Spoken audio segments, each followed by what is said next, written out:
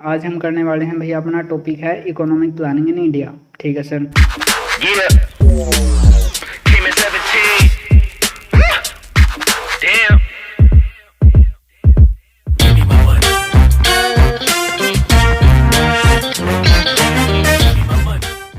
Hello and welcome सारे no, hope so सारे अच्छे हो गए। राधे राधे। आज हम करने वाले हैं भैया, अपना टॉपिक है इकोनॉमिक प्लानिंग इन इंडिया। ठीक है सर। इसके ऑब्जेक्टिव्स क्या क्या थे वो देख लेते हैं। सबसे पहले तो हम इसके ऑब्जेक्टिव्स थे भैया, इकोनॉमिक डेवलपमेंट। अपने देश की जब मान के चलो, जब देश आज़ाद हुआ तब से लेकर अब तक इकोनॉमिक डेवलपमेंट कैसे हुई है, क्या क्या उसमें स्टेप्स लिए गए थे, वो सभी हम देखेंगे। इकोनॉमिक स्टेबिलिटी, जैसे कि अब कोविड-19 आया था तो उसमें बहुत सारी इकोनॉमिक अनस्टेबिलिटी आ गई थी। क्यों? क्योंकि प्रोडक्शन रुक गया था। तो स्टेबिलिटी कैसे आती है? इकोनॉमिक स्टेबिलिटी कि तब आ गई थी अनस्टेबिलिटी। तो वो अनस्टेबिलिटी से स्टेबिलिटी कैसे, क्या कुछ होता है, वो सभी हम देखेंगे। Increase level of employment, employment के लेवल इंक्रीज किए गए। सीधी सी बात है, एम्प्लॉयमेंट बढ़ाई गई है। बेरोजगार पहले ज़्यादा थे, अभी बहुत ज़्यादा है वैसे तो, बट फिर भी वहाँ से इंक्रीज किए गए थे। रीजनल डेवलपमेंट, कि अभी जो ग्रामीण विकास किया गया था, या फिर रीजनल डेवलपमेंट हम ऐसे मान सकते हैं, जैसे किसी इलाके में तो बहुत ज़्यादा क्या बोल सकते हैं हम, एक इलाका है काफ़ी अच्छा ज़्यादा डेवलप्ड है और एक इलाका है बहुत ही कम डेवलप्ड है, जैसे कि गांव हो गई। और रीजनल डेवलपमेंट की गई थी तो उस हिसाब से हम बोल सकते हैं। ठीक है। जैसे कि अपना गुजरात स्टेट है तो गुजरात स्टेट डेवलप्ड स्टेट में से ही है। और जैसे यूपी बिहार हो गए तो वो कि अंडर डेवलपिंग स्टेट हैं। ठीक है, डेवलपिंग स्टेट हैं वो, ऐसा हम बोल सकते हैं। तो अब इसको इरेज कर लेते हैं। देन अपना नेक्स्ट ऑब्जेक्टिव क्या है भैया, वो अपना नेक्स्ट ऑब्जेक्टिव अपना सेल्फ सफिशिएंसी। सेल्फ सफिशिएंसी से क्या मतलब, अपना आत्मनिर्भरता। ठीक है, समझ में भी आ गया होगा सेल्फ सफिशिएंसी। अब ये वाला टॉपिक जो है काफ़ी बार आगे उठेगा, और ये ऐसा नहीं है कि भैया एक ही साल में हम सेल्फ सफिशिएंट हो जाएंगे। तो उसके लिए अपने को सेल्फ सफिशिएंट होने के लिए काफ़ी समय लगा है, और अभी भी लग ही रहा है। वो ऐसा नहीं होगा कि भैया हम हमेशा के लिए आत्मनिर्भर हो सकते हैं। कोई भी देश अकेला आत्मनिर्भर हो ही नहीं सकता, क्योंकि कभी ना कभी तो पड़ोसी की ज़रूरत सबको पड़ती है। ठीक है, ओके सर। उसके बाद है सोशल जस्टिस। सोशल जस्टिस भी अपना इकोनॉमिक डेवलपमेंट का एक पार्ट था, वो भी देखेंगे हम। उसके बाद प्लानिंग इन इंडिया, तो अब स्टार्टिंग कहाँ से कैसे क्या कुछ हुआ था वो देख लेते हैं। तो सबसे पहले जो ब्लूप्रिंट था वो किसने दिया था? एम विश्वेश्वरैया इन 1934। एम विश्वेश्वरैया जी थे, उन्होंने पहला ब्लूप्रिंट दिया था। ब्लूप्रिंट से क्या मतलब है सर आपका? ब्लूप्रिंट का मतलब है भैया, जैसे कि अभी अपने को कोई भी काम करना है तो उसकी प्लानिंग की जाती है, और प्लानिंग करते हैं हम, मान के चल लिया हमने रफ नोटबुक में लिख लिया कि आज हम ये करेंगे, तो वो हमने क्या किया, अपना ब्लूप्रिंट तैयार किया है। तो उस हिसाब से हम बोल सकते हैं एम विश्वेश्वरैया जी ने भी क्या किया था, 1934 में अपनी प्लानिंग कर ली थी इंडियन इकोनॉमी के लिए। ठीक है, वो उन्होंने कहाँ पर मेंशन किया था? वो उन्होंने मेंशन किया था उनकी बुक में, जो कि थी प्लान्ड इकोनॉमी ऑफ इंडिया। ठीक है, उसमें उन्होंने क्या बताया था? मेनली उन्होंने बताया था भैया जी, अपने को एग्रीकल्चर से शिफ्ट लेके इंडस्ट्री की तरफ जाना पड़ेगा। ओके है, ठीक है सर। और वहाँ पर उन्होंने क्या टारगेट दिया था? टारगेट भी किया गया था कि 10 साल के अंदर नेशनल इनकम को डबल करना है। उस टाइम के हिसाब से ये काफ़ी कम समय था। आपको लग रहा होगा 10 साल तो बहुत ज़्यादा हो गए, बट वो काफ़ी कम समय था उस टाइम के हिसाब से, अगर हम बोल ले तो। ठीक है, उसके बाद आता है कांग्रेस प्लान। अब ये तो हो गया sir ji, planning in India किसने की थी, सबसे पहले ब्लूप्रिंट किसने दिया, वो समझ में आ गया सर। अब कांग्रेस प्लान उसके बाद ही आया था 1938 में। ठीक है, पूर्व अधिवेशन वो किया गया था कब? 1938 में Congress first time officially demanded for planning in India. मतलब क्या है, कांग्रेस जो कि जनता जो पार्टी थी उसने क्या प्लान किया था, ऑफिशियली उन्होंने डिमांड की थी। ऑफिशियली उन्होंने क्या था कि भी हाँ हमें अब प्लानिंग की ज़रूरत है इंडिया के अंदर। ठीक है, 1938 में उन्होंने ऐसा कहा। ठीक है, ये था हरिपुरा अधिवेशन। ओके है, ठीक है सर। अभी हम देखते हैं फिर उसके बाद। देन उस टाइम पर क्या था भैया, सुभाष चंद्र बोस जो थे वो अपने प्रेसिडेंट थे। ठीक है सर। नेशनल प्लानिंग कमेटी वहाँ पे सेटअप की गई थी अक्टूबर 1938 में। सबसे पहले क्या किया भैया, प्लानिंग कमेटी कि क्या सेटअप की गई। ठीक है सर। देन क्या किया, प्लानिंग कमीशन सेटअप किया गया। उसके बाद ही कि उसको नाम चेंज कर करके धीरे धीरे अलग अलग कि वो अपग्रेड किया जा रहा है, ऐसा मान सकते हैं। ठीक है सर। अब प्लानिंग कमेटी को अपग्रेड करके प्लानिंग कमीशन बनाया। प्लानिंग कमीशन फिर बाद में कि अब प्लानिंग कमीशन क्या करता है, सिर्फ प्लान करता है, लागू करने के लिए एनडीसी भी बनाया गया। अब वो जो प्लानिंग कमीशन था उसको बाद में अब जो हाल ही में है वो नीति आयोग के तौर पर काम कर रहा है। ठीक है, ओके सर। तो उसके बारे में हम डिटेल में भी देखने वाले हैं। इसके अंदर जो मेंबर कौन कौन थे, टोटल 15 मेंबर थे, और उनमें चेयरमैन कौन थे? JL नेहरू, जवाहरलाल नेहरू जी। ठीक है, ओके सर। देन अपना बॉम्बे प्लान आया था भैया, कब आया था? वो आया था भैया 1944 से लेकर 1945 तक। अब सीधी सीधी बात है, आज़ादी का टाइम है, हाँ जी सर। अभी देश मतलब जो अंग्रेज थे उनको उनको इतना तो अंदाज़ा होगा था कि भाई आप यहाँ पर अपने पंजे नहीं रहेंगे, मतलब कि सीधी सीधी बात है, अंग्रेजों के पंजे अपने फ्रीडम फाइटर्स ने उखाड़ दिए थे तब तक, ठीक है। उनको मतलब कि पूरा परेशान हो चुके थे वो। अब यहाँ पर मेन बात ये थी कि उनको इतना पता लग गया था कि देश को आज़ाद तो करना पड़ेगा। और उस टाइम पर बहुत सारे प्लानिंग कमीशन के लिए, मतलब प्लानिंग इकोनॉमी के लिए बहुत सारे प्लान्स, मतलब कि जो कांग्रेस पार्टी थी या फिर और भी अदर पार्टियाँ थी या फिर और भी अदर जो मेंबर्स थे जो काफ़ी मतलब कि चर्चित थे, उन्होंने क्या कर दिया था, उन्होंने मतलब ये प्लान देने स्टार्ट कर दिए थे। तो उस हिसाब से ये प्लान दिए जा रहे हैं, अब धीरे धीरे से प्लान दिए गए, फिर वहाँ पर सेटअप करना, वो सभी चीज़ें चली हैं, ठीक है। Okay sir. अब 1944-45 में भी बॉम्बे प्लान दिया गया था। अब इसके अंदर क्या था भैया, रत्न जो भी कैपिटलिस्ट थे, 8 कैपिटलिस्ट इसमें मेन थे, जो कि बिजनेसमैन होते हैं। कैपिटलिस्ट का मतलब ही बिजनेसमैन होता है। मैं ऑलरेडी पढ़ा भी चुका हूँ कैपिटलिस्ट क्या होता है। मैं मतलब उसमें मैंने बताया था कि कैपिटल इकोनॉमी क्या होती है और सोशल इकोनॉमी क्या थी और मिक्स्ड इकोनॉमी क्या थी, उसके अंदर मैंने बताया है। ध्यान से जाके पहले वाली वीडियोस ज़रूर देख के आओ, ठीक है। सबसे पहले अभी हम बता देते हैं तो किसने प्रेजेंट किया था। 8 कैपिटलिस्ट थे, लेकिन उनमें से भी किन्होंने प्रेजेंट किया था, वो थे जहांगीर रतन जी दादाभाई टाटा, ठीक है। Okay sir. प्लान व सपोर्ट, मतलब सीधी सीधी बात मैं बता देता हूँ किस चीज़ के सपोर्ट में था ये प्लान। हैवी इंडस्ट्रियलाइजेशन और एग्रीकल्चर के सपोर्ट में था। हैवी इंडस्ट्रियलाइजेशन से क्या मतलब है सर आपका, एक तो माइनिंग, स्टील इंडस्ट्रीज होगी या तो कोयल इंडस्ट्रीज होगी। अब स्टील और कोयल और माइनिंग, माइनिंग तो जिसने केजीएफ देखी है वो माइनिंग तो समझ गया। स्टील वाले और रतन जी टाटा, मतलब बहुत सारी चीज़ें हैं जो स्टील से रिलेटेड थी, जो टाटा कंपनी है, ओके। और जो अपनी कोयल इंडस्ट्रीज़ हैं वो भी काफ़ी बड़ी हैं, तो वो भी हैवी इंडस्ट्रियलाइजेशन के अंदर आती हैं, ठीक है। Okay sir. इस प्लान को, जो बॉम्बे प्लान था, उसका दूसरा नाम क्या था, टाइटल क्या दिया गया था इस प्लान को, उसका टाइटल था भैया a plan for the economic development for India, okay है। Okay sir. इस प्लान को बिरला टाटा प्लान भी हम बोलते थे, मतलब लोगों के द्वारा नाम दिया गया था, ये ऑफिशियल नाम नहीं था। अब इसके अंदर जो स्पेशल पर्सन थे, जो 8% थे, मतलब उनके नाम ये मैंने नीचे लिख रखे हैं, ये आप यहाँ से पढ़ लेना आराम से, ठीक है। नेक्स्ट नेक्स्ट अपना जो गोल्डन प्लान तो मैं नहीं बोलूँगा इसको, मतलब कि यहाँ पर गांधी जी ने एक प्लान दिया था, गांधी योजना जो थी, वो वाली गांधी योजना मत सोचो भैया, थोड़ा रोको, कंट्रोल। मेन बात है ये वाली गांधी योजना, ठीक है। हाँ जी सर। तो गांधी प्लान या फिर गांधी योजना क्या थी, 1944 में दी गई थी। अब ये बॉम्बे प्लान था सर, वो भी 1944 से 1945 था, हाँ जी सर। अब अपना जो बॉम्बे प्लान के बाद ही डायरेक्ट उसके टाइम पर ही क्या प्लान दिया गया था, गांधी योजना दी गई थी। इसके अंदर क्या था सर, इसके अंदर सीधी सीधी बात है, इसके अंदर विचार तो थे महात्मा गांधी के ही, ठीक है, based on the Mahatma Gandhi, मतलब सीधी सीधी बात है, महात्मा गांधी के विचारों पर ये बेस्ड था। लेकिन इसको प्रेजेंट करने के लिए फॉर्मुलेट, इसको पूरा मतलब कि एक ढांचे में किसने बांटा था या फिर ढांचे में किसने रखा था, तो वो थे श्रीमन नारायण अग्रवाल जी। 1944 में इन्होंने प्रपोज किया था ये, ठीक है। हाँ जी sir. Opposite of the Bombay plan, Bombay plan के एकदम अपोजिट था। क्यों था? बॉम्बे प्लान सपोर्ट करता था भैया हैवी इंडस्ट्रियलाइजेशन को, लेकिन हैवी इंडस्ट्रियलाइजेशन से मतलब क्या होगा कि ऐसा होगा कि भैया सिर्फ शहरों की डेवलपमेंट होगी और जो गाँव की डेवलपमेंट है उसको अनदेखा कर दिया जाएगा। अब ऐसा गांधी जी चाहते नहीं थे, सीधी सीधी बात है। तो इसके अंदर किस चीज़ में मतलब कि जोर दिया गया था, विलेज डेवलपमेंट और एग्रीकल्चर के लिए, मतलब कि इसमें जोर दिया गया, हैवी इंडस्ट्रियलाइजेशन को अपोज किया गया था, ठीक है। इसमें क्या इंडस्ट्रीज, कौन सी इंडस्ट्रीज़ को मतलब कि प्रमोट करने का काम किया गया था, कॉटेज इंडस्ट्रीज़ और जो भी विलेज इंडस्ट्रीज़ हैं उनको प्रमोट करने के लिए कहा गया, ठीक है। Okay sir. अब सीधी सीधी बात है, देखो दोनों प्लान थे लोगों के हित के लिए थे, किए जा रहे थे भैया, अब देश को आज़ाद करना था, ये बड़ा टाइम चल रहा है, तो अब थे तो प्लान अच्छे। लेकिन अब ऐसा प्लान दिया गया कि जो सिर्फ लोगों के लिए हो, पीपल्स प्लान। 1945 में किसने दिया? एम एन रॉय जी ने दिया था। एम एन रॉय ने ही अपनी संसद भवन को, मतलब कि संसद की बनाने की जो मतलब कि क्या बोल सकते हैं उद्देश्य था या फिर जो भी उन्होंने नींव रखी थी, वो इन्होंने ही प्रपोज किया था कि हम अपने को संसद बनानी चाहिए, ठीक है। Okay sir. Based on the Marxist socialism, socialism से ही मतलब समझ में आ जाना चाहिए कि वेलफेयर ऑफ पीपल, ठीक है सर। उसके बाद advocated by the need for, मतलब सीधी सीधी बात यहाँ पर है कि जो भी पीपल के प्लान में क्या था भैया, वहाँ पे पीपल्स प्लान में था, यहाँ पर पीपल्स प्लान, ये मत समझना कि मैंने पीपल्स को ही मतलब कि वो कर दिया है, वो ऐसे है भैया, और एफोस्ट्रोफस एस लगा के हैं, ओके। कभी ये सोचो कि इसको ही प्लूरल कर दिया, वो वाला सीन नहीं है यहाँ पे। हाँ, मेन बात अभी हम क्या बात कर रहे थे कि बेसिक बेसिक जो नेसेसिटी थी, रोटी कपड़ा मकान, उनको देने के लिए यहाँ पर जोर दिया गया सबसे पहली बात। और किस चीज़ को इम्पोर्टेंस दी गई, एग्रीकल्चर और इंडस्ट्रियलाइजेशन के दोनों को ही इक्वल इम्पोर्टेंस देने का यहाँ पर प्रयास किया गया। ठीक है, ओके सर, इस प्लान के अकॉर्डिंग ओके है, ठीक है सर।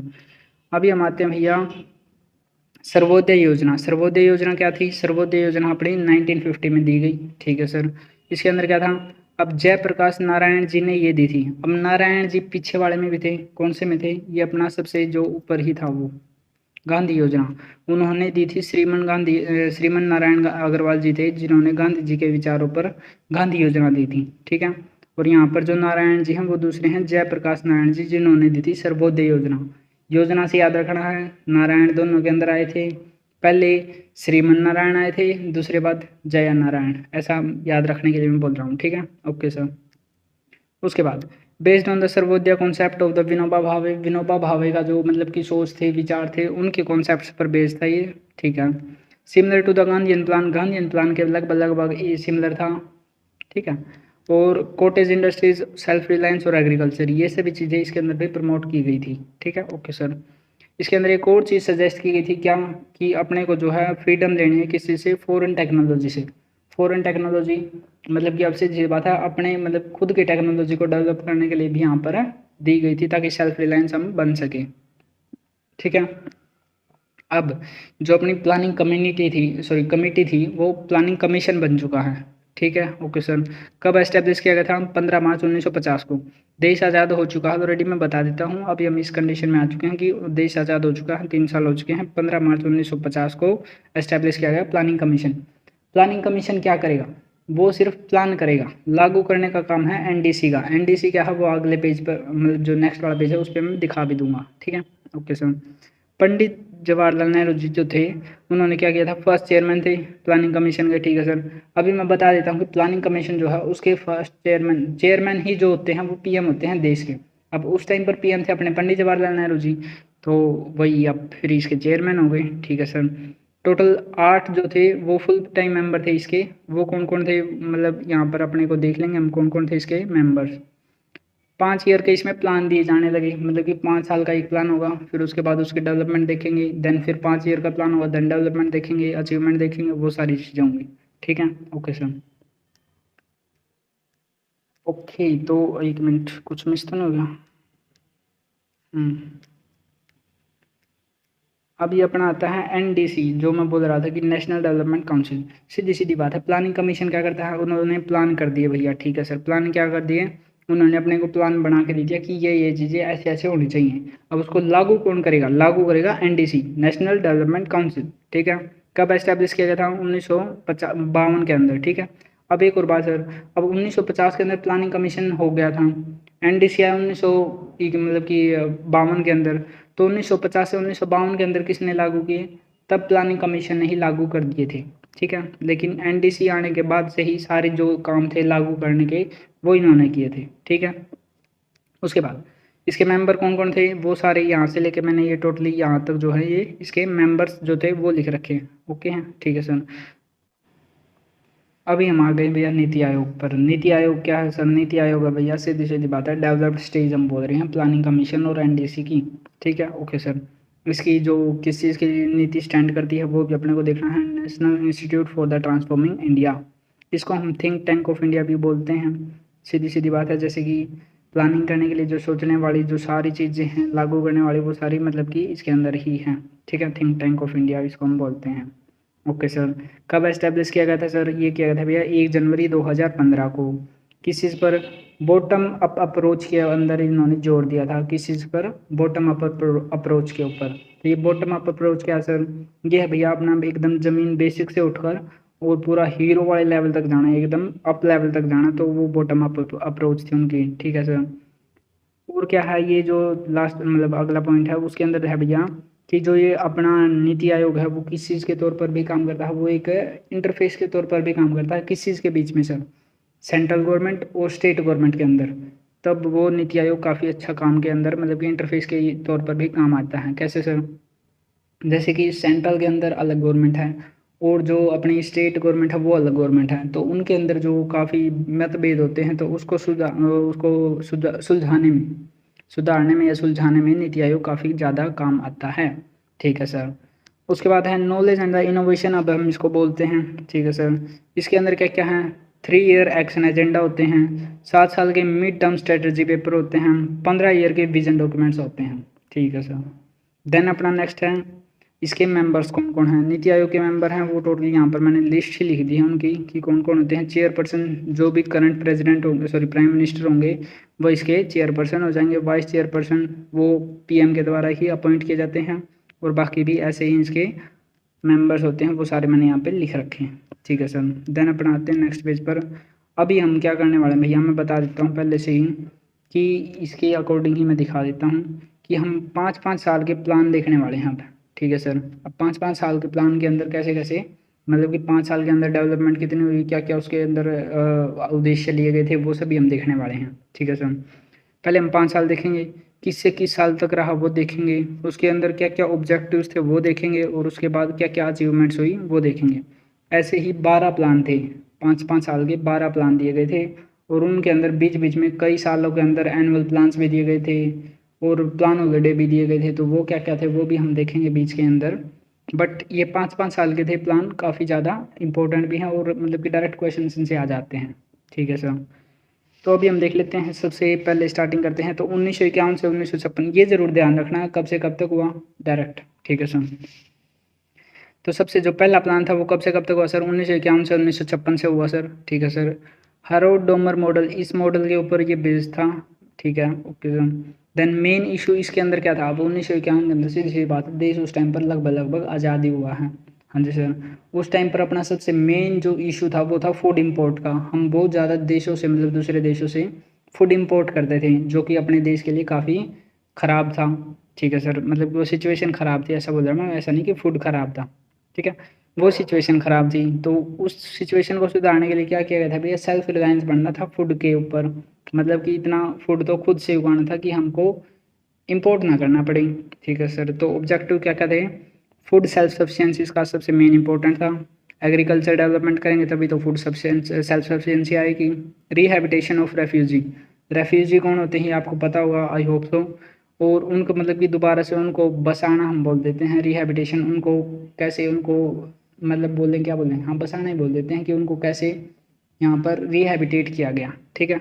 और टारगेट क्या रखा गया, 2.1% की ग्रोथ रेट का टारगेट यहाँ पर रखा गया था।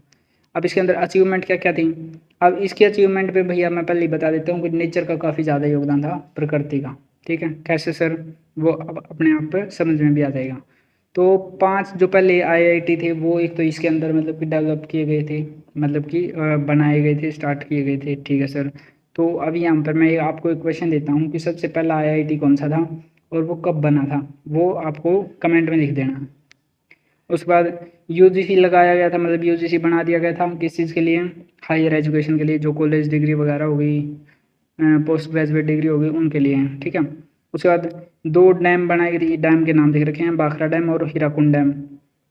ठीक है। उसके बाद टारगेट कितना था, 3.6% का टारगेट उन्होंने अचीव किया था, रखा था 2.1% का, और अचीव किया उन्होंने 3.6% का। ठीक है sir. Monsoon was very good. अब मेन बात ये थी भैया, देखो अपनी जो जो अचीवमेंट थी वो थी 2.1%। अब यहाँ पर एग्रीकल्चर डेवलपमेंट हुई थी, हम यहाँ पर सेल्फ सफिशिएंट बन गए थे। क्यों क्यों बन गए थे सर, क्योंकि उस टाइम पर मानसून अच्छा था। मानसून अच्छा होने की वजह से यहाँ पर बारिश का ही काफ़ी ज़्यादा योगदान था उस टाइम पर, तो क्योंकि उस टाइम पर अपनी इतनी ज़्यादा टेक्नोलॉजी नहीं थी कि ट्यूबवेल लगा दें या फिर और भी पानी को निकालने के या और भी तरीके लगा सकें, तब तक इतना नहीं था। तब तक हम सिर्फ प्रकृति पर ही निर्भर थे। तो उस टाइम पर इसलिए मानसून अच्छा था, इस वजह से अपने यहाँ पर इतनी ज़्यादा अच्छी ग्रोथ हो पाई। देन अब देखते हैं नेक्स्ट पेज पर क्या था सर, सेकंड 5 ईयर प्लान के अंदर अब हम आ गए हैं सर। तो कब से कब तक था वो देख लो। पीसी महलनबिस मॉडल, ये इस मॉडल पर बेस्ड था। ये कौन थे, ये फाउंडर थे सीएसओ की, central statistics organisation. National statistics day जो था वो कब बनाया जाता है, 29 जून को। ठीक है सर। उसके बाद किस चीज़ पर, हैवी इंडस्ट्रियलाइजेशन पर इन्होंने जोर दिया। Okay sir. Agriculture to industry पर अपने को शिफ्ट करना पड़ेगा, ये इस प्लान में बताया गया। हाँ, अब हम क्या हो चुके हैं, सेल्फ सफिशिएंट हो चुके हैं फूड के मामले में। अब अपने को फूड तो इम्पोर्ट नहीं करना पड़ता। ठीक है सर। इंडस्ट्री पॉलिसी, मतलब कि इंडस्ट्री पॉलिसी रिजोल्यूशन लेके आए थे, वो कब था, 1956 में। First was in 1948। पहला जो था 1948 में लेके आए, दूसरा आया था 1956 के अंदर। ठीक है सर। टारगेट ग्रोथ रखी गई थी 4.6% ग्रोथ रेट। ठीक है सर। अब यहाँ पर क्या था वो देख लेते हैं हम। यहाँ पर 4.6% नहीं, 4.06%। ठीक है, ओके सर। बिला स्टील प्लांट, अब मैं यहाँ पे बता दें, ये 3 प्लांट लगाए, इन देशों की मदद से लगाए। ठीक है सर। ये वाला जो एटॉमिक एनर्जी कमीशन ये एस्टेब्लिश किया गया था किसके तौर पर, ये इसके चेयरपर्सन थे। ठीक है sir. Tata institute of fundamental research का ये भी एस्टेब्लिश किया गया था उसी टाइम पर, रिसर्च इंस्टीट्यूट के तौर पर। और क्या चीज़ अचीवमेंट हुई थी यहाँ पर, LIC भी इसी टाइम पर इंट्रोड्यूस किया गया था। LIC क्या है सर जी, लाइफ इंश्योरेंस कमीशन जो भी कॉरपोरेशन जो भी है वो। ठीक है। LIC की तो आपने ऐड भी देखी होगी, ज़िंदगी के बाद भी, ज़िंदगी के साथ भी, ऐसा कुछ। ठीक है। उसके बाद पहला जो टीवी ब्रॉडकास्ट था, टीवी ब्रॉडकास्ट अपना सबसे पहले इसी जो 5 ईयर प्लान था ना, सेकंड 5 ईयर प्लान, इसके अंदर हुआ था। ठीक है सर। टारगेट अचीव अपना 0.6 था, 4.06, तो यहाँ पर 4.27, तो अपना पॉजिटिव ही रहा है। टारगेट अचीव किया गया है, एक्स्ट्रा अचीव किया है। ठीक है sir. Small and cottage industries यहाँ पर ऐसे ही रह गई भैया, उनकी कोई डेवलपमेंट नहीं हुई इतना। ठीक है। इंपोर्ट इंक्रीज होगा, किस चीज़ का इंपोर्ट इंक्रीज हुआ सर, यहाँ पर मैं बता देता हूँ। टेक्नोलॉजी का जो इंपोर्ट था वो बढ़ा था। क्यों बढ़ाया सर, वो इसलिए बढ़ाया भैया, अब अपने को इन्वेस्टमेंट तो करनी पड़ेंगी, क्योंकि अपने को सेल्फ रिलायंस बढ़ना है। टेक्नोलॉजी के अंदर भी सेल्फ रिलायंस बढ़ना था। अपनी खुद की टेक्नोलॉजी डेवलप करने के लिए कुछ तो इंस्ट्रूमेंट चाहिए होंगे, और उन्हीं इंस्ट्रूमेंट्स को मंगाने के लिए क्या था, टेक्नोलॉजी की मतलब कि इंपोर्ट इंक्रीज किए गए थे। ठीक है। टेक्नोलॉजी के इंपोर्ट्स इंक्रीज हो गए थे। तो अब यहाँ तक अपना समझ में आ चुका सर। देन अपना चलते हैं नेक्स्ट। अब ये थर्ड 5 ईयर प्लान जो है ये काफ़ी ज़्यादा इंपॉर्टेंट है, इससे डायरेक्ट क्वेश्चन आ ही जाता है लगभग। ठीक है। एस चक्रवर्ती एंड प्रोफेसर सैडी, इन्होंने ये बनाया था। इस प्लान को हम गैडगिल योजना भी हम इसको बोलते हैं। ठीक है सर। टारगेट इसका था सेल्फ रिलायंस, आत्मनिर्भर बनना। अब देखो मैं यहाँ पर बता देता हूँ, सेल्फ रिलायंस का मैंने ऑलरेडी बताया भी आपको कि ये 1-2 साल के अंदर ही हम नहीं बन सकते आत्मनिर्भर, और कोई भी देश पूरी तरह से आत्मनिर्भर तो बन भी नहीं सकता, ऑलरेडी मैं बता भी चुका हूँ। ठीक है। तो ये आपको हर जगह पर मिलेगा कि भैया सेल्फ रिलायंस का टारगेट हर बार है। Okay sir. Main target of this plan was to make the economic मतलब इंडिपेंडेंट बनाना, इसका मेन डेवलपमेंट था, मतलब मेन ऑब्जेक्टिव था।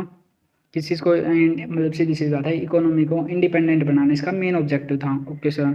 टारगेट ग्रोथ कितनी रखी थी, 5.6%, और आकर गिरे कितने पर, 2.8% पर। कैसे, अब यहाँ पर जो है बहुत सारा घोटाला नहीं हुआ, हम ऐसा नहीं बोलेंगे कि भैया सरकार की गलती थी। बहुत सारी चीज़ें मतलब कि अनप्लान्ड होगी, और वो काफ़ी दुखद भी बोल सकते हैं हम, वो घटित हुई यहाँ पर। ठीक है। इंडो चाइना वार होगी 1962 के अंदर। अब ये जो प्लान था कब से कब तक था, 1961 से 1966 के अंदर था। ठीक है सर। तो इंडो चाइना वार हुई 1962 में, इंडो पाक वार हुई 1965 में, सूखा भी पड़ गया 1964 में। ठीक है। और एग्रीकल्चर ग्रोथ जो थी, अब सूखा पड़ गया तो सीधी बात है, मानसून तो अच्छा है नहीं, पानी है नहीं, और इतनी मतलब कि अपनी टेक्नोलॉजी नहीं थी, तो अब सीधी सी बात है एग्रीकल्चर ग्रोथ क्या बढ़ जाएगी, डेवलपमेंट नेगेटिव गई। ठीक है। ऑयल क्राइसिस भी आ गई थी, ऑयल क्राइसिस आ गए थे 1963 से 1964 के बीच में। हमने 2 प्रेसिडेंट बोल रहा हूँ, प्राइम मिनिस्टर अपने खो दिए। कौन कौन से, जो अपने जवाहरलाल नेहरू जी थे और लाल बहादुर शास्त्री जी। ठीक है। Okay sir. उसके बाद है प्लान हॉलीडे। अब ये वाली इतनी सारी चीज़ें घटित हो चुकी हैं, तो अब ऐसा तो है नहीं कि डायरेक्ट 5 साल का प्लान दोबारा से लॉन्च कर दें, ना जी सर, हो ही नहीं सकता, क्योंकि इसकी पहले तो इसी की ग्रोथ काफ़ी नेगेटिव में रही है। हाँ जी सर। तो इसको थोड़ा मतलब सुधारने के लिए, स्टेबिलिटी लाने के लिए आपने 3 प्लान लॉन्च किए, प्लान हॉलीडे। ठीक है। पहला जो था 1967 में, फिर दूसरा 1968 में, तीसरा 1969 में। ठीक है। ये देख लेना, डेट वही है 1 अप्रैल से उसमें 31 मार्च तक। ठीक है। ये काफ़ी इंपॉर्टेंट था। थर्ड तो दोबारा बोल रहा हूँ, इसको ध्यान से करना। देन है अपना green revolution. Green revolution Norman Borlaug और विलियम गोड, इनके मतलब कि ये जो थे फॉरेन साइंटिस्ट थे, इन्हीं की वजह से ग्रीन रिवोल्यूशन आई थी। फादर ऑफ ग्रीन रिवोल्यूशन किन्हें बोला जाता है, डॉक्टर नॉर्मन बोरलॉग को। ठीक है sir. Father of green revolution in India, India के अंदर MS स्वामीनाथन, ये तो आपने 10th की साइंस की बुक में भी पढ़ा होगा। हाई यील्डिंग वैरायटीज के जो बीज थे, HYV, ना कि HIV। HIV अलग चीज़ है, वो डिसीज़ के तौर पर है, वो बायोलॉजी में मैंने पढ़ाया है। यहाँ पर है HYV। ठीक है। High yielding varieties of wheat, ये काफ़ी ज़्यादा मात्रा में मतलब कि वीट उगाने के ऐसे बीज थे कि काफ़ी ज़्यादा मात्रा में वीट उगाते थे। अब 4th 5 ईयर प्लान क्या था वो हम देख लेते सर, किस किस साल से किस किस साल तक था, ये समझ में आ गया होगा। अब मैं यहाँ पर थोड़ा ब्रीफ कर देता हूँ कैसे। देखो अपना सबसे पहला प्लान 1951 से स्टार्ट हुआ। हाँ जी सर, 1951 से 5 साल का था तो 1956 तक। ठीक है सर, 1956 के बाद फिर 1956 से लेकर 1961 तक। हाँ जी सर, 1961 तक। थर्ड 5 ईयर प्लान, फिर अपना थर्ड 5 ईयर प्लान कब चला सर? थर्ड 5 ईयर प्लान चला अपना 1900 मतलब कि कब से 61 से लेकर 66 तक। हाँ जी सर, ये क्या हो गया? फेल हो गया। फेल होने के बाद हमने क्या किया? फेल होने के बाद सर हमने 3 प्लान लॉन्च किए, प्लान हॉलीडे। कौन से? 67 का, 68 का और 69 का। ठीक है, ये 3 प्लान लॉन्च किए। इन 3 प्लान के बाद हमने जो है अपना नेक्स्ट 5 ईयर का प्लान लॉन्च किया, जो कि 4th 5 ईयर प्लान था। वो फिर कब से कब तक हो गया? 1969 से 1974 तक। समझ में आ गया होगा कौन से प्लान कैसे कैसे लॉन्च किए गए थे। ठीक है सर, एकदम समअप हो गया। अब कैसे क्या था वो आपको समझ में भी आ गया होगा। थर्ड 5 ईयर प्लान जो था उसमें काफ़ी ज़्यादा चीज़ें घटित हुई थी। पाक वॉर मतलब इंडो चाइना वॉर, इंडो पाक वॉर, काफ़ी चीज़ें, और 2 प्राइम मिनिस्टर भी हमने लॉस किए थे, तो वो वाली चीज़ें ओके ध्यान रखना उनका। देन हम आते हैं भैया 4th जो प्लान था उसके अंदर क्या क्या थी। अपने को ग्रोथ तो करनी थी लेकिन स्टेबिलिटी के साथ। Progressive achievement of the self reliance, उसकी अचीवमेंट भी करनी थी लेकिन धीरे धीरे मतलब कि वो प्रोग्रेस भी करनी है, उसमें अंदर प्रोग्रेसिव अचीवमेंट करनी है मतलब।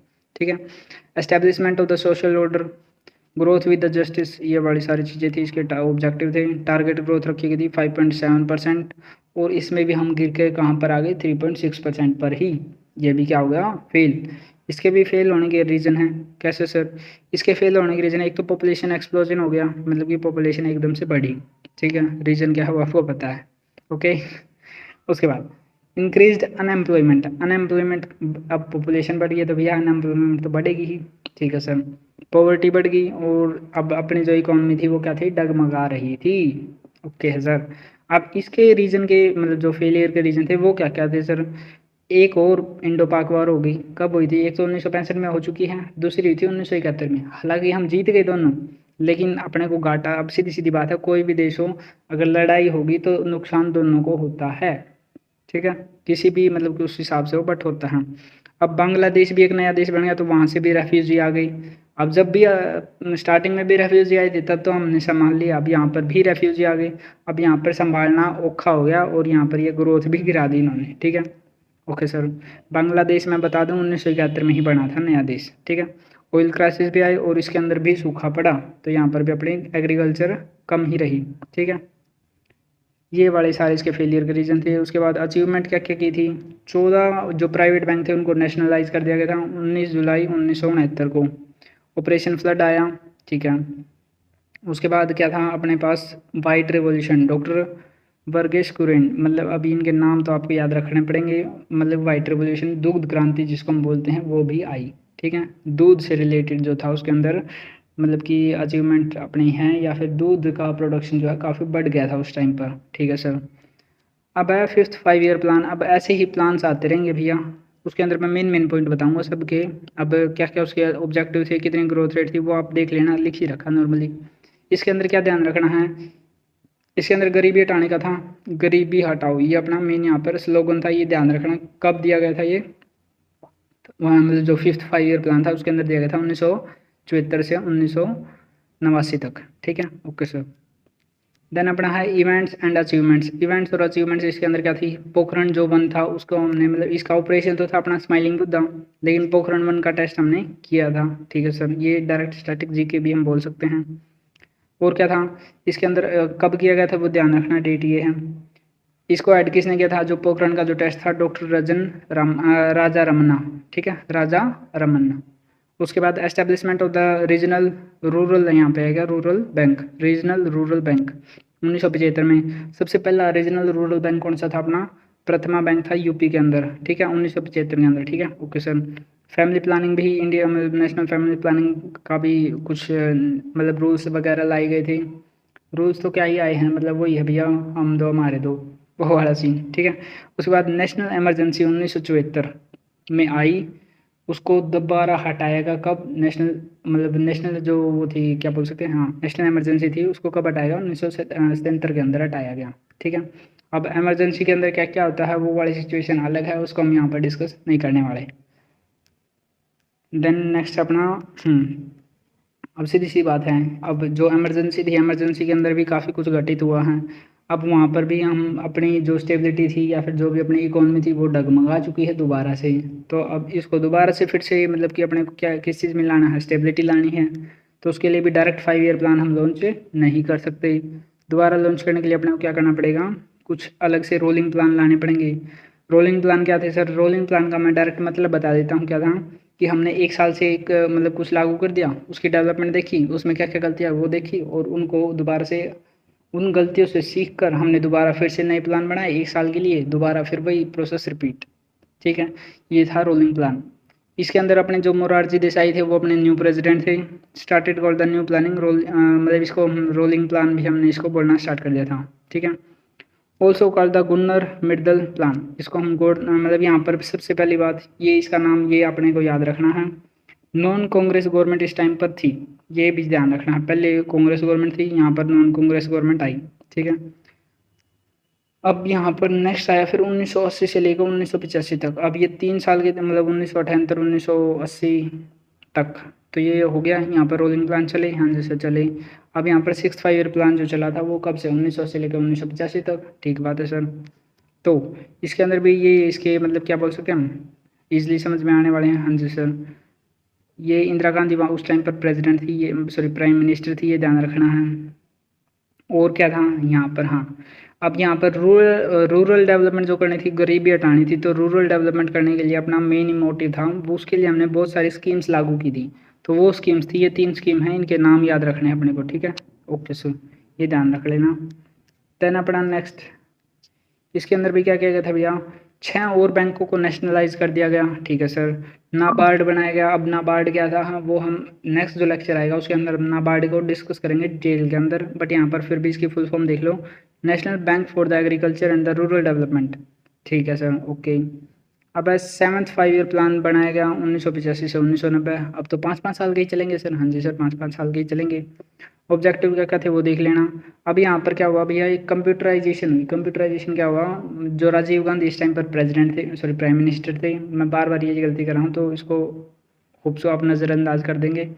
अब यहाँ पर मेन बात क्या हुई, कंप्यूटराइजेशन हो रहा है। हाँ जी सर, अब यहाँ पर कंप्यूटर ले आए। अब कंप्यूटर लाने से यहाँ पर बहुत सारी ये भी मतलब कि क्या बोल सकते हैं आर्ग्यूमेंट्स हुए कि भैया हमारी नौकरियाँ चली जाएंगी, ये होगा। बट ऐसा नहीं होगा, क्योंकि अब अपने को टेक्नोलॉजी के साथ तो चलना पड़ेगा। ठीक है, तो इसलिए वहाँ पर कंप्यूटर्स भी आ गई। ठीक है sir. Doctor Manmohan was the deputy chairman of the planning commission. उस टाइम पर जो मनमोहन सिंह जी थे, उन्होंने कई बार अपने देश को इकोनॉमिक क्राइसिस से निकाला है। ठीक है, भले ही बोलते कम थे लेकिन जब भी बोलते थे अच्छा बोलते थे। ठीक है, ये ध्यान रखना, उनको ऐसे बोल देते हैं भैया ऐसा प्रधानमंत्री था, बोलता ही नहीं था, ऐसा नहीं है। वो काफ़ी अच्छे थे और जब भी मतलब कि बोलते थे अच्छा बोलते थे। उसके बाद टारगेट जितना रखा उससे ज़्यादा ही अचीव किया। Okay sir. एनुअल प्लान, फिर अभी भी हमने स्टेबिलिटी तो मान ली, हमने अचीव भी अच्छा कर लिया, लेकिन अभी भी दोबारा हमने क्या किया, डायरेक्ट 5 ईयर प्लान अप्लाई करने से हमने एनुअल प्लान अप्लाई किए। एनुअल प्लान क्या था, सालाना प्लान किए। हाँ जी सर, 2 प्लान इसमें हमने लॉन्च किए थे 1951 से, मतलब सॉरी 1990 से 1991 और 1991 से 1992, मतलब कि 1990 से 1991 और 1991 से 1992। ठीक है, ओके सर जी। उसके अंदर एक्सेस एक्सटर्नल बोरिंग, मतलब जो भी हम बाहर से उधार ले रहे थे एक्सेसिव था वो वाली चीज़ें।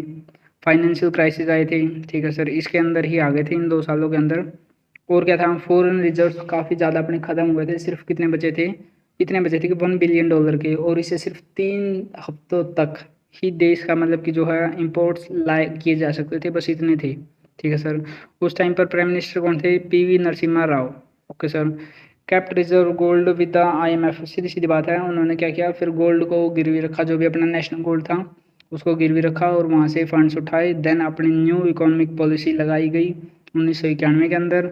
और LPG रिफॉर्म्स, LPG क्या है सर, अब यहाँ पर LPG गैस नहीं है भैया, यहाँ पे LPG का मतलब है लिबरलाइजेशन, प्राइवेटाइजेशन और ग्लोबलाइजेशन। ठीक है, ओके सर, कोई डाउट? No sir. नेक्स्ट, अब एनुअल प्लान जो चल रहे थे वही अब यहाँ पे मैंने लिख रखा भैया, डायरेक्ट क्यों नहीं अप्लाई कर पाए, तो हमने 2 सेपरेट प्लान अप्लाई किए थे, वही लिख रखा मैंने यहाँ पे। एजेंडा क्या था इनका? एजेंडा था sir ji maximisation of the employment और सोशल ट्रांसफॉर्मेशन। ये ध्यान रखना है, समझ में आ गया? और समझाने की जरूरत मेरे को लगता नहीं है। अब 8th 5 ईयर प्लान था, इसके अंदर डायरेक्ट जो मेन इंपॉर्टेंट है वो मैं बता रहा हूँ। Focus more to the private sector. इसमें किस चीज़ पर ज़्यादा मतलब इंपॉर्टेंट दी गई थी? प्राइवेट सेक्टर पर ज़्यादा फोकस किया था, प्राइमरी हेल्थ केयर फैसिलिटी पर ज़्यादा फोकस किया था, और प्रधानमंत्री रोजगार योजना इसके अंदर लाई गई थी। ये ध्यान रखना है, अचीवमेंट इसकी ज़्यादा ही थी, ध्यान दे लेना, ठीक है। नेक्स्ट अपना 9th 5 year plan. 9th 5 year plan क्या था सर जी? अब यहाँ पर जो प्लान्स आएंगे ना, उनको ऑब्जेक्टिव्स तो थी जो थे, उनके टाइटल जरूर याद रख लेना। Growth with the social justice and the equality, ठीक है सर जी। इसके अंदर सेल्फ रिलायंस वगैरह वगैरह ये सारी चीज़ थी। बस यहाँ पर क्या था? रीजनल बैलेंस, मतलब सीधी सीधी बात है, प्रोडक्टिव एम्प्लॉयमेंट की क्रिएट की गई थी, और रीजनल बैलेंस यहाँ पर क्रिएट किए जाने लगे थे, ठीक है। ओके सर जी, मतलब बैंक से रिलेटेड यहाँ पर काम में होने स्टार्ट हो गई थी ज़्यादातर, ठीक है सर। उसके बाद है टेंटेटिव बोल रहा मैं, 10th 5 ईयर प्लान्स 2002 से 2007 तक। हाँ जी सर, अब यहाँ पर अपन पैदा हो चुका भाई, ठीक है।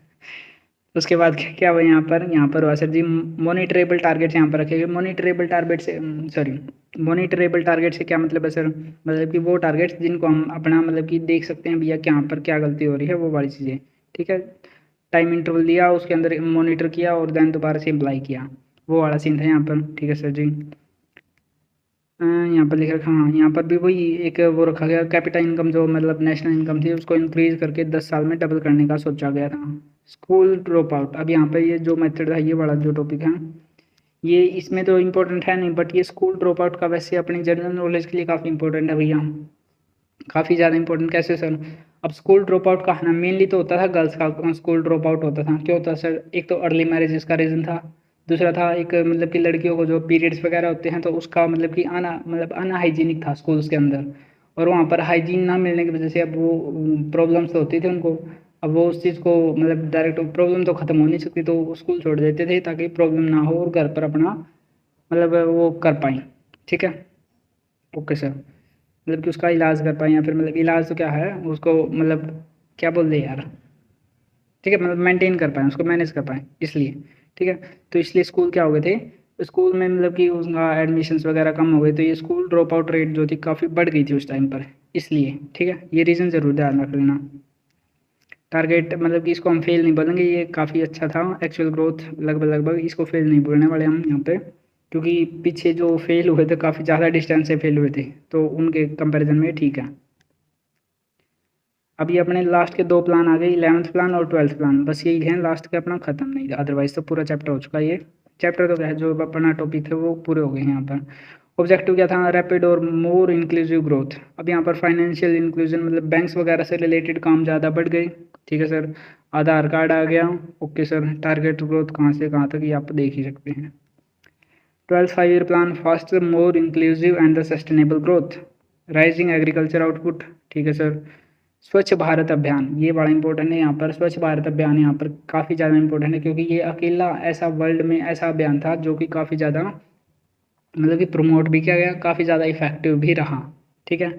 यहाँ पर हम बोल सकते हैं हर नागरिक ने यहाँ पर बढ़ चढ़ कर भाग लिया था भैया, ठीक है। कुछ भी हो, जा जाके झाड़ू लेके फ़ोटो तो तुमने भी खिंचवाए होंगे उस टाइम पर। तो अब है यहाँ पर क्या, मतलब अब मैं डायरेक्ट ही बता देता हूँ मैंने क्या लिख रखा है। ये है भैया सीधी सीधी बात है कि उसके बाद भी अब जो ये 12th प्लान था उसके अंदर कुछ सजेशंस दिए गए थे किस चीज़ के डेवलपमेंट के लिए? रूरल ट्रांसफॉर्मेशन, नेचुरल रिसोर्सेज के ट्रांसपोर्ट, एनर्जी ट्रांसपोर्ट्स के लिए, एजुकेशन के लिए, स्किल डेवलपमेंट के लिए, इन सभी के डेवलपमेंट्स वगैरह या फिर उनको इम्प्रूव करने के लिए ये सभी सजेशन यहाँ पर दिए गए थे, ठीक है। ओके सर, ये अपना यहाँ पर होता भी है पूरा लेक्चर कंप्लीट। होप सो आपको समझ में आया होगा, अच्छे से समझ में आया होगा, क्या क्या किस टाइप के क्वेश्चन बन सकते हैं वो भी समझ में आ गया होगा। प्राइम मिनिस्टर से रिलेटेड कब से कब तक हुआ, थर्ड जो 5 ईयर प्लान था वो काफ़ी ज़्यादा इंपॉर्टेंट है, उसको मिस बिल्कुल नहीं करना है, ठीक है सर। तो चलिए अलविदा, बाय बाय, टाटा, सी यू। तो अब बात करते हैं आपको पीडीएफ कब और कैसे मिलेगी। तो मैं सबसे पहले बता दूं कि पीडीएफ फ्री नहीं है, एक पेज का 1 रुपये है भैया, ठीक है। अगर मान के चलो कोई पीडीएफ है जो 10 पेजेस की है तो आपको 10 रुपये पे करने हैं। अगर कोई 5 पेजेस की है तो आपको 5 रुपये पे करने हैं, ठीक है। पेमेंट डिटेल्स कैसे हैं वो यहाँ पे देखते हैं। ये मेरा यूज़र नेम है टेलीग्राम का, यहाँ पे आप जाइए, यहाँ पे मैसेज कीजिए। मैसेज करने के बाद मैं आपको गूगल पे, फ़ोनपे की डिटेल्स दे दूँगा। वहाँ पे आप पे करना, उसके बाद मैं आपको PDF जो है टेलीग्राम पर ही सेंड कर दूँगा। ठीक है, थैंक यू सो मच।